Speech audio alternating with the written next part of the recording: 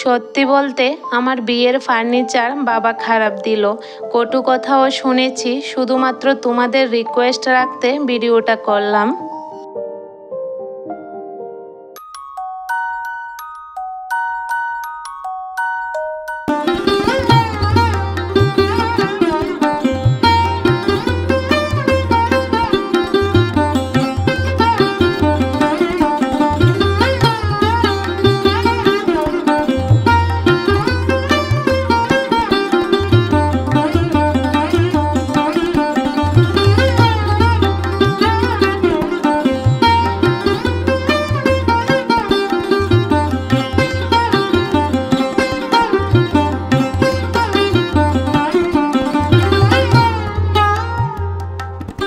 রাধে রাধে বন্ধুরা, good morning. কেমন আছো তোমরা সবাই?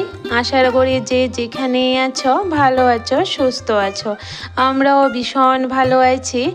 আর এখানে দেখো আমাদের বাড়ির পাশে জমিতে মানে ধান গাছ লাগিয়েছে, তো এখন ধানের ছড়া ধরেছে, একদম কচি কচি, এত ভালো লাগছে। চারোদিকে সবুজে ঘেরা, কতটা ভালো লাগছে দেখো। আর সকালবেলা মাঠে আসলে জানো তো মনটা জুড়িয়ে যায় এভাবে সবুজে ঘেরা মাঠ দেখে। চলে আসলাম ঘরে, আর এখানে দেখো ঘরে এসে আজকে আমার বিয়ের ফার্নিচারগুলো তোমাদের সাথে শেয়ার করব। তো এখানে দেখো প্রথমে দেখিয়ে দিচ্ছি গডরেজটা, অনেক পুরনো পুরনো ডিজাইন। তো হয়ে গেছে অনেকটা বছর, আজকে 11-12 বছর তো হয়ে গেছে। 12 নয়, সরি 13 বছর হয়ে গেছে। তো গডরেজটার পরে এখানে দেখো এটা হলো আমার বিয়ের খাট, যেটা আমার বাবা দিয়েছে। গডরেজটাও আমার বাবাই দিয়েছে। তো বিয়ের খাটের কিন্তু যে নকশাগুলো খুব সুন্দর হয়েছে ডিজাইনটা, তবে খাটটা কিন্তু বেশি একটা ভালো পড়েনি, মানে কাঠগুলো না অনেকটা কেমন জানি একটা মানে পড়েছে, খাটটা অনেকটা মানে কমজোরি পড়েছে। এই খাটের মধ্যে জানো তো প্রথম প্রথম একবার আমার দাদু এসেছিল, ঘুমিয়েছিল আর ভেঙে পড়ে গিয়েছিল, এত বাজে পড়েছে কাঠগুলা কি বলবো। তারপরে এই যে সুপার সেটটা, তো এখানে এই যে ডাবল সুপারটা এখানে আছে, সিঙ্গেলও আছে, মানে 3 পিস সুপার সেট। তো দেখো কালারটা কিন্তু ভীষণ সুন্দর, এটার সাথে সুপার কাভারও দিয়েছে, এই যে এই কাভারগুলা। আর 2টা সোফা এ ঘরে রেখেছি, এগুলো সিঙ্গেল। তো এগুলো আমি টিভির রুমে রেখেছি যাতে কেউ বসে টিভি দেখতে পারে। আর কাভারগুলোও কিন্তু সোফার সাথেই ছিল।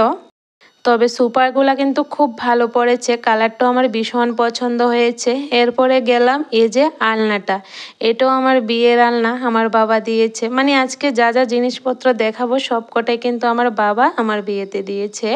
তো আলনাটা দেখো, আর নিচে দেখো বক্স বক্স আলনা দিয়েছে। তবে বক্সের যে লক দিয়েছে, লক কিন্তু 2 দিনও টিকেনি, লকগুলি নষ্ট হয়ে গেছে, একদম বাজে পড়েছে।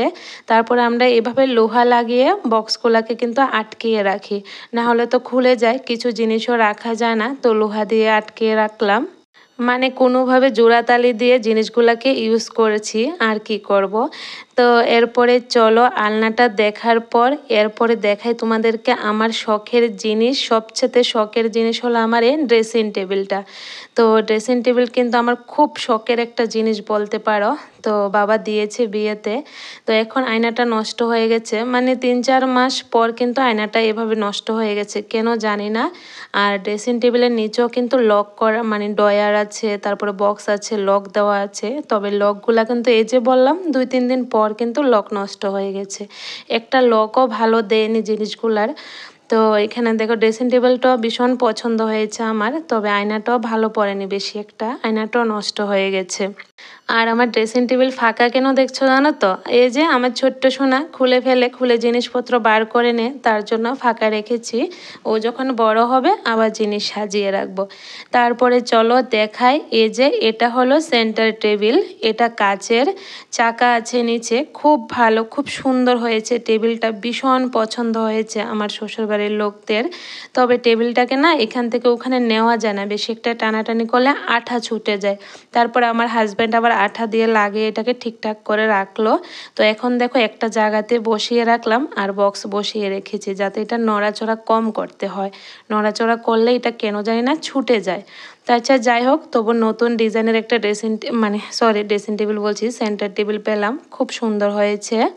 তারপরে চলো দেখাই তোমাদেরকে আমার বিয়ের ভিআইপি, এটাকে নাকি ভিআইপি বলে। তো দুইটাই পেয়েছি, একটা শ্বশুর বাড়ির তরফ থেকে, একটা বাবার বাড়ির তরফ থেকে। দুটোটাই এখন একদম বাজে পড়ে আছে। এটার মধ্যে তো কারেন্টের জিনিস রেখেছি, আরেকটার মধ্যে অন্য কিছু হয়তো রেখেছি। তো এখন একদমই ইউজ করি না, বেশি দিন ইউজ করিনি। তো এখন কিন্তু বাবা আমাকে ট্রলি ব্যাগ দিয়েছে, এই যে উপরে রেখেছি দেখো, অনেক বড় একটা ট্রলি ব্যাগ দিয়েছে আমার বোনের বিয়ের সময়। দেখো রান্নার সব জোগাড় করে নিয়েছি। এখানে কেটেছি বেগুন, টমেটো আর একদম চিকন চিকন করে দেখো আলু কেটে নিয়েছি, এই যে আলু।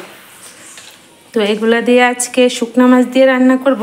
এই যে এই ছোট ছোট শুকনো মাছগুলা দেখো, একদম ছোট ছোট। এগুলাকে কিন্তু আমরা কেচকি শুটকি বলি। তো তোমরা কে কি বলো অবশ্যই কমেন্টে জানিও। আমরা বলি কেচকি শুটকি। তো কিছুক্ষণ সময় ভিজিয়ে রাখলে এভাবে কিন্তু নোংরাটা ছেড়ে দেয়। এই দেখো নোংরাটা পুরোটা ছেড়ে দিচ্ছে।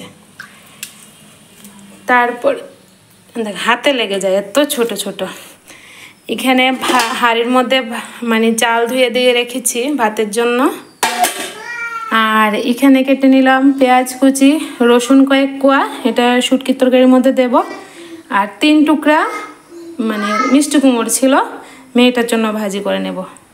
তো আজকের রান্না এতটুকুই, একদম সিম্পল এক তরকারি ভাত। তো চলো রান্নাটা করে নিই তাড়াতাড়ি করে। রান্না করতে করতে চলো বন্ধুরা, বিয়ের জিনিসপত্র তো দেখালাম তোমাদেরকে। এবারে বলি, সত্যি বলতে আমার বিয়ের ফার্নিচারগুলো কিন্তু একদম খারাপ পড়েছে। আমার বাবা একদম খারাপ দিয়েছে, কটু কথাও শুনেছি এগুলা নিয়ে। শুধুমাত্র তোমাদের রিকোয়েস্ট রাখতে কিন্তু আজকে আমি ভিডিওটা তোমাদের সাথে শেয়ার করলাম। কারণ আমার কমেন্ট বক্সে অনেক কমেন্ট এসেছেন যে দিদিভাই তোমার ফার্নিচারগুলো আমাদের সাথে শেয়ার করো, বিয়ের ফার্নিচার বা এমনি ফার্নিচার শেয়ার করো। অনেক কমেন্ট এসেছে। তো অনেক দিন ভেবেছি যে তোমাদের রিকোয়েস্ট রাখবো না, কারণ কিভাবে বা দেখাবো, জিনিসগুলো তো অনেক পুরনো আগের ডিজাইন, তার জন্য আর ভেবেছি যে রাখবো না। তো তারপরে বললাম না, তোমরা তো আমার বন্ধুর মতন হয়ে গেছো, আমার পরিবার। এখন সব কিছু তোমাদের সাথে শেয়ার করা এটা আমার এখন কর্তব্য হয়ে গেছে বলতে পারো। তাই আজকে তোমাদের সাথে সবকটা জিনিস শেয়ার করলাম। এখন যাচ্ছি ধনেপাতা আনতে, যেটা শুটকির মধ্যে না দিলে নাই হবে। চলো নিয়ে আসি, ঘরের পেছনে গাছ হয়েছে।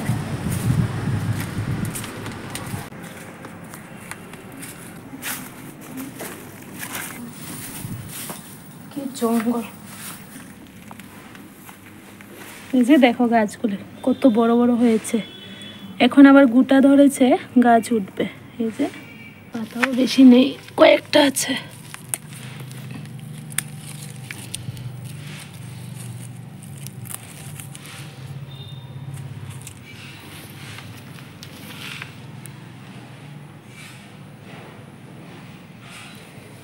এটা হলো আমাদের ঘরের পেছন সাইডটা, দেখো কতটা জঙ্গল উঠে আছে।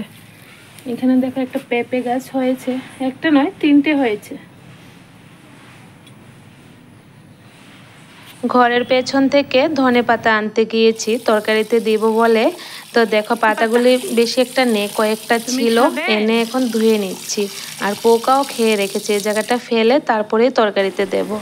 তরকারিটা দেখো প্রায় হয়ে এসেছে, বুঝে একদম সিদ্ধ হয়ে গেছে।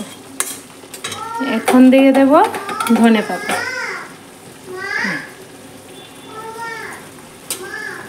এটা হলো শুটকির তরকারি সব থেকে মানে কি বলে এটাকে, মানে কি বলবো বুঝতে পারছি না।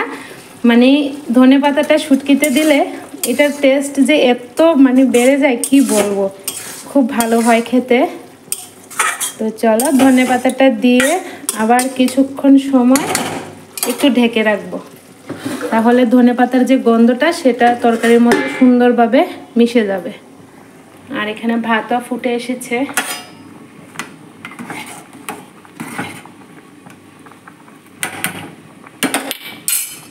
অবস্থায় ঠাকুর ঘর থেকে সব ফুল বার করে এই যে খেলা করছে।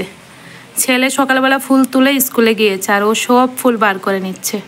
আর আমি তো ঠাকুরঘর তালা দিতেও পারছি না, যেহেতু ঠাকুরঘর এখন ধরতে পারবো না। আর অবস্থাটা দেখলে তো। কে রে বার করছো? আমি সব ফুল বার করে লাইছে। কেমনে পূজা দিব বর্দা? কেমনে পূজা দিব বর্দা? কেমনে পূজা দিব বর্দা?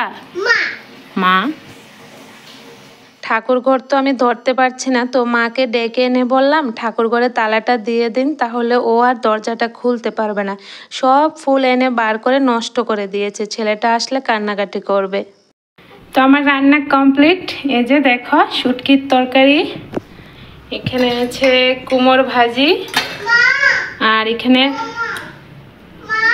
সকালবেলা খিচুড়ি বানিয়েছিলাম, ছেলেও খেয়ে গিয়েছে স্কুলে, আর মেয়েটার জন্য একবারে বানিয়ে নিয়েছিল। তো খিচুড়ি, তারপরে এখানে হলো এই যে ভাত।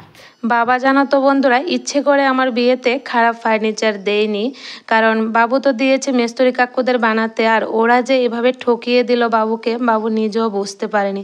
যখন বিয়ের পর দেখলো জিনিসগুলো এভাবে ভালো পড়েনি, খারাপ হয়ে গেছে, আমার বাবারও অনেকটা মন খারাপ হয়েছে, আর আমি তো ভীষণ লজ্জা পাচ্ছি, মনও খারাপ হচ্ছে। আর মানে নতুন বিয়ের পরে দেখবে অনেক লোক কিন্তু আমাদেরকে দেখতে আসে, আর আসার পরে জিনিসপত্র দেখে অনেক কথা, কটু কথাও শুনিয়েছে, শুনতে হলো, কিছু করার নেই, কারণ খারাপ দিয়েছে তো শুনতে হবে বলো।